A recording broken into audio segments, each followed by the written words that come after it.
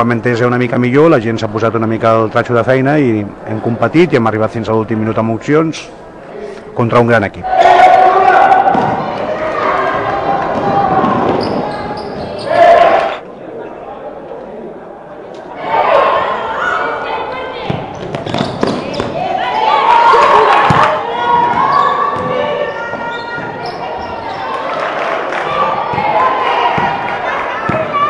Hem baixat tots el ritme defensiu i elles han tingut l'opció de poder-se ficar dins del partit. La mitja part 8 punts, anant de 20 que hem arribat a anar, elles han cregut que ens podien guanyar i al final ha estat un partit de qui estava més dur guanyaria.